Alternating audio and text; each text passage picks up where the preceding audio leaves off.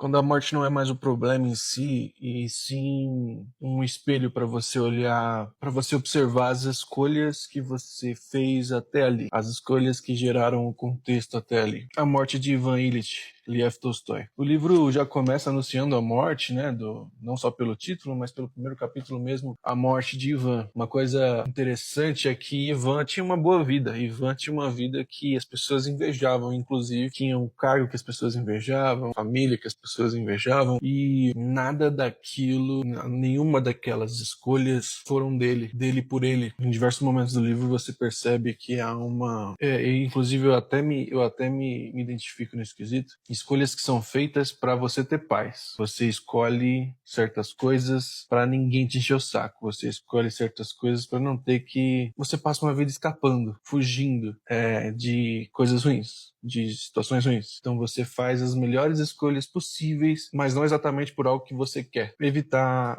sei lá, comentários, evitar desavenças, evitar desconfortos, qualquer coisa nesse aspecto. É só você querendo ser alguém admirado e alguém respeitado e se preocupando com a opinião alheia, né? E aí, então, é até engraçado porque eu faço psicologia, né? Eu estudo psicologia. Um dos expoentes da psicanálise, inclusive Erik Erikson, o professor estava explicando sobre a integridade do ego e o desespero, um versus o outro, né? Que aí é quando você chega numa determinada idade que você se questiona de tudo que você fez, e aí é um momento em que você ou aceita a vida que você viveu, tem esse sentimento de aceitação das suas escolhas, ou você entra em desespero. Normalmente tem isso já na crise da meia-idade, por exemplo, mas na crise da meia-idade a pessoa ainda consegue se ressignificar e seguir outro rumo, né? Mas quando você está perto do final da sua vida, quando você está diante da sua morte, o desespero às vezes é só desespero, às vezes ele só não tem muito para onde correr. O livro vai mostrando essas escolhas ali, né? A partir do capítulo 2, se não me engano, ele já inicia a vida dele ali, mostra as coisas acontecendo para chegar em determinado ponto em que nada mais faz sentido para ele. E aí ele